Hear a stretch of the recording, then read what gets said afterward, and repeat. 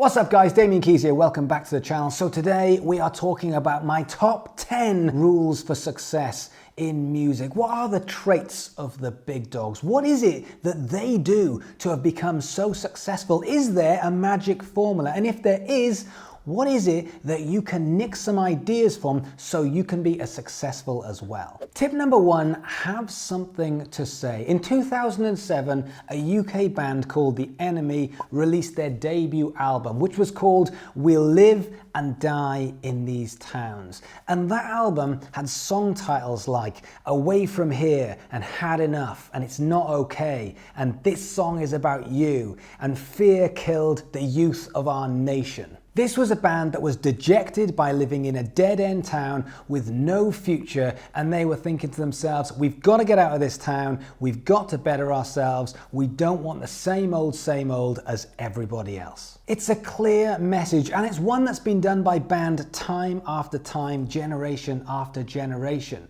When you don't come from New York, when you don't come from London, it means that you've got something to say. I want to get out of this town, I want to better my life. And that might not be your key core message, it might be something completely different, but you have to be able to stand up and say, this is who I am, this is what I stand for, who is with me? And you need those people to say, I get it, I am with you. Which brings me on to point number two, representing an audience.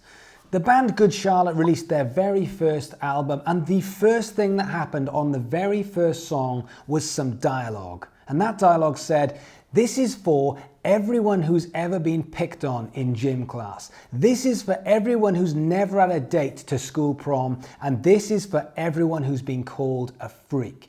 Instantly, they set their stall out. This is who this is for. If you are the same as us, then come with us on this journey. And of course, what a demographic. And that demographic stood up and said, I am in that demographic. I want to be a part of this journey. They not only had something to say, but they represented a generation of people who felt like they didn't fit in. And therefore, they had the audience, they had the product, and on top of that, they had something to say, and they were off onto their first album, which was a huge success. Number three, be original. Did you know that 40,000 songs get uploaded to Spotify every single day? Do the math. How many bands, acts, artists are releasing music for 40,000 tracks to be uploaded to one platform in a 24-hour period? Every 24-hour period. So in which case, what are you going to do that sets you apart? What are you going to do to be original? Well, the key is in the word your. It's your experiences, and it's how you tell your story, and it's how you put across your riffs and your music, but it has to be original. Nobody wants it when you stand up and say, this is what I stand for, it's kind of average, I haven't really done anything new or exciting. Nobody's going to follow that. Nobody follows the middle, they follow the edges, they follow the extremes, and that doesn't have to be extreme metal or extreme jazz, but it means if you're in the middle and you're doing nothing new, then you are in the most dangerous place that you can be. Whether it's your image, whether it's your lifestyle, whether it's your story, whether it's what you stand for, whether it's your music, something, if not more than one thing, needs to set you apart. Because we don't need another Muse. We don't need another Drake. We've already got those artists. So you have to be completely original. Otherwise, you are already in the shadow of an artist that's been there, done it, and got the fan base. Tip number four, be instant. Everyone has jumped onto the bandwagon of advertising their track in 15-second form on Instagram stories. You want to get people across to Spotify, then you put 15 seconds of your music video onto Instagram stories. You have a swipe up feature which takes you across to Instagram stories. Brilliant, great strategy. Everyone's doing it. So we're noisy again. We're back in the same zone. Everyone is doing something. So now, one more time, how are you going to get set apart? How are you going to do something that stops me scrolling? Because let's face it, social media, scroll, scroll, scroll. Literally, I can go past you like that, gone. Oh, I see you, gone. I see you, what's that? I make a decision, first impression, it's gone. So you have to do something which is instant. If you are going to advertise for 15 seconds, that's a lifetime. What you've actually got is max 2 seconds. So what are you going to do that is instant, that makes someone stop and go, ooh, I'll pay attention to this for the next 5, 10, 15 seconds, and on top of that, potentially swipe up. So if you're going to put 15 seconds on your Instagram stories, then it has to be the best 15 seconds with the best part of the music video. In fact, you should be making a music video where the best part of the music video fits into the best 15 seconds of the song, so you can put it together in an advert to put that on your Instagram stories. Because think about it. Imagine this. You go on a date, on a romantic date with someone, and you sit there and you're thinking, God, I really don't fancy you at all. But maybe if we do this another 30 or 40 times, maybe I will. No one's going to want to do that. You've got to have that spark. And it's the same thing with your music, and if you're going to be putting any ads or any marketing out there. It's got to be instant. They've got to have that spark. Tip number 5 is focusing on the experience and not the end result. Too many acts and bands and musicians are so heavily focused on this idea of getting to the end, of playing to millions of people, that they are not going to win because they are not going to enjoy the experience. And I promise you, what tends to happen is every single time you jump a little bit, you get that initial excitement and then it isn't enough. So unless you've defined what this is, what's going to happen is you can't possibly win the game. Because when you go and do that gig, it isn't good enough because it isn't the end game. It isn't the end goal. You're not playing Wembley Stadium, therefore you're a failure, therefore you're always playing catch up. So it's so important to enjoy the next 3 or 4 or 5 or 10 years of you actually making music, of being in a band or being in an act and actually putting music out. If you're not appreciating every single day of doing this, then you're going to really struggle. Because if you think about it, when you first started playing, you were like, oh, if only I could just play that song, I'd be happy. And then after a while, you get better and better, and then all of a sudden, you can play that song. Are you happy? No, of course not. You've just moved on to a more complicated song. And it's the same thing with playing gigs. Oh, if only we could play that venue. Imagine if we could play that venue and get 200 people in that venue. Of course, you do that twice or 3 times. Who cares about that venue when the next venue holds 500? If only we could play that venue. And then what happens? You go from 500 capacity to 1,000 to 1,500. All of a sudden you're playing arenas and you're just like, right now you're thinking, wow, if I was playing arenas, I'd be happy. I promise you, you won't. All that'll be in your head is, why aren't we playing stadiums? Stadiums is where it's at. I don't want to be playing 12 to 15,000. I want to be playing 30 to 100,000. How do we make that happen? And what happens after that? Where does it go? Private jets, fantastic. What's next? It sounds amazing, but if you're not enjoying the journey, you will ultimately lose. Number 6, learn by experimenting, and more importantly, learn by failing. You let your failures guide you. So if you think back to when you started playing your instrument or you started singing, oh, the passion, you just wanted to pick it up and play every single day. You wanted to pick up those drumsticks or that guitar and you wanted to practice all day, every day. And it didn't matter about these ups and downs, of which there obviously will be many. But if you can use those failures to guide you, yes, I put that out, but it didn't work, so I'm just going to go again. I'm going to tweak it, I'm going to change it, and I'm going to try again. Instead of saying, I'm going to repeat the process, I'm doing what I want until someone actually accepts me into the group, you say, okay, that didn't quite work, let's slightly change it. All of a sudden, things become a lot clearer. Thomas Edison once said, I've never failed, but I have found 10,000 ways that don't work. And I think that sums it up so well.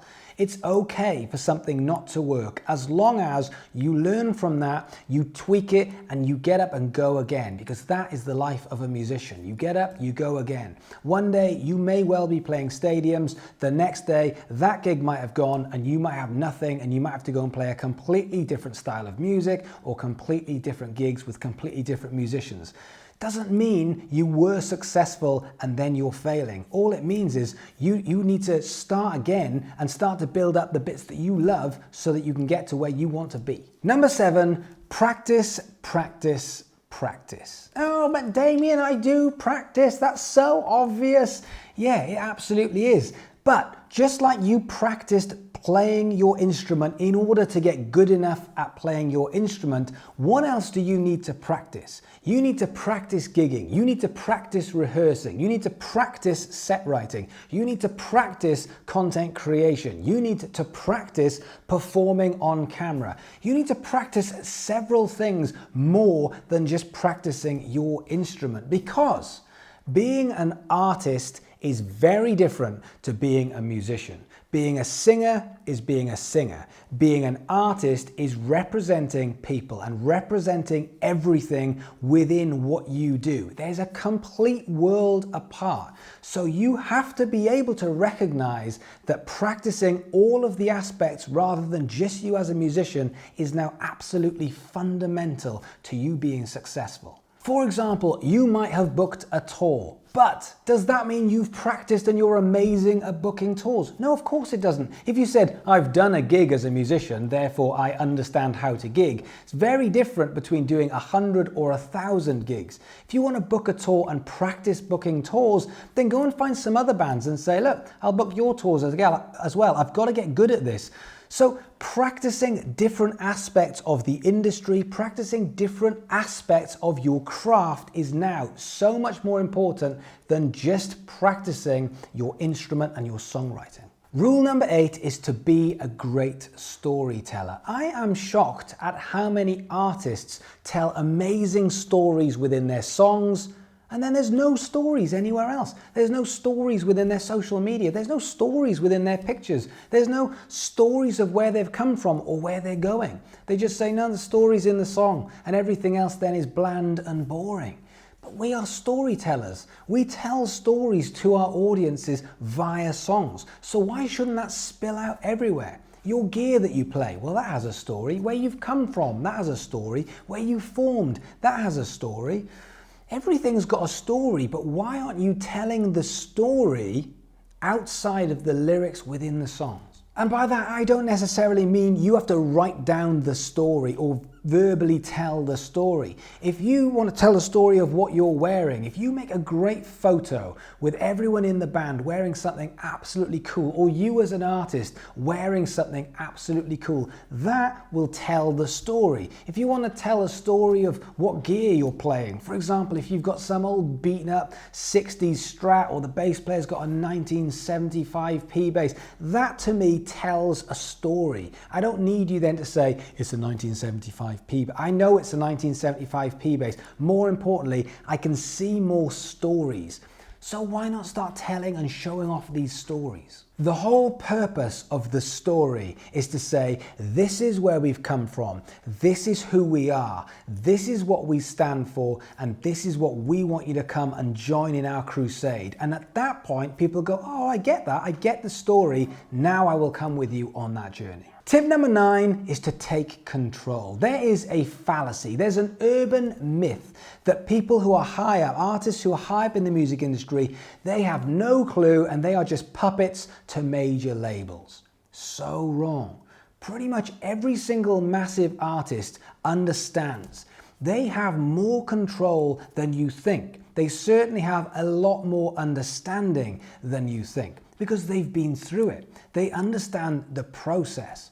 So the ones who don't are always the ones you hear about going, yeah, they just used us, spat us out, and they made millions and we made nothing. Well, that's because you went into this and you said, I don't want to know, I don't want any control, you do that and I'll do my bit, which is to just turn up, be pretty, sing my songs, off I go again. Yeah, they're always the ones that get screwed at the end. But the ones who come through and they're watching and they're learning and they're taking it in, because you learn very, very quickly as this music industry starts to build and you start selling records, you start realizing where the money's going, how this is working, how you can save money, how you can build this faster and further.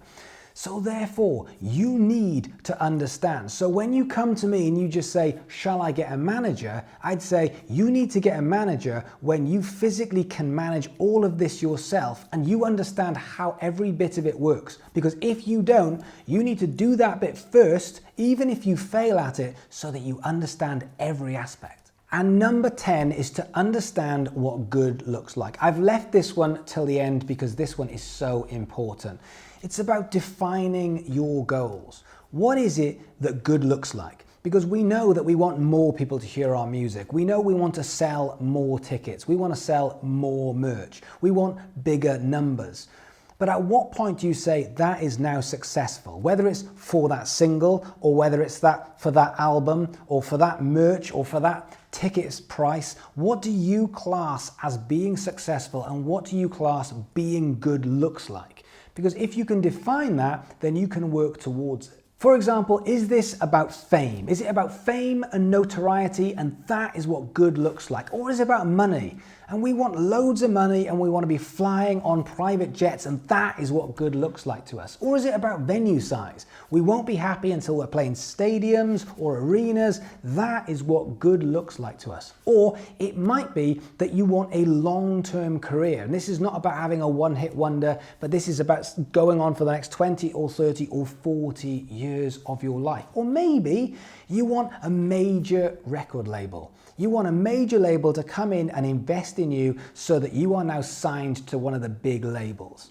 Well, if you do want that, what are you doing to get there? For example, if you want a major label to come in and pick you up, are you making radio-friendly songs? Because how is a major label who are going to invest a lot of money going to make their money back unless this is on a wide scale, on a popular scale? How are they going to make that money back unless you can be doing big level tours, unless you can be selling a lot of music? And by selling, I mean streaming, obviously. But unless you're doing that, you're not going to get a major label. So therefore, rather than focusing on the major label, you're focusing on the radio-friendly songs, because otherwise a major label won't pick you up. Same thing when it comes to the money. If this is all about the money, then are you in the right genre? Are you writing the right music? Are you doing the right thing on social media to build the audience so that you can monetize that audience in order to make money? It has to be the end justifies the means. If you want something at the end of it, you've got to focus yourself towards that goal. So I want you to define what good looks like. What is it that you're fighting for? And if you can write that down, put it on a piece of paper, put it in an envelope and put it away somewhere, so that defines what you're working towards, I think you will have a much easier ride. And that's almost it, because this is my top 10 tips. But as you have stuck around for quite a long time, I'm going to give you a bonus tip. In fact, it's the most important tip, which is why I've left it till now. That tip is to always, always, always put your audience first. Out of everything else, if you put your audience first, from a one-to-one point of view, to an actual gigging point of view, to songs point of view, if you're always thinking, what will the audience want? How will this affect the audience? How does this bring value to the audience on every single decision, anytime, any place, anywhere, you will build success as a musician in the music industry, because you are always, always looking after the most important people. Because when you think about it, most bands don't do that. They say, this is what I want to do and I want you to come with me. This is about me and my music. I hope you like it. Instead of saying, I'm going to make something for you because I want you to love it, and then we can then go and do more gigs, and then we can then put more merchandise out, and we can do more things within the music industry because I know that you will be with me. So guys, thank you so much for watching. If you can do me a massive favor, if this has brought you some value, if you can like, subscribe to this channel, and more importantly, just come and be a part of this community, because I'm really proud of how it's growing. I'm really proud of watching you guys on your journey and what you're creating. So thank you so much for watching, and I'll see you guys tomorrow.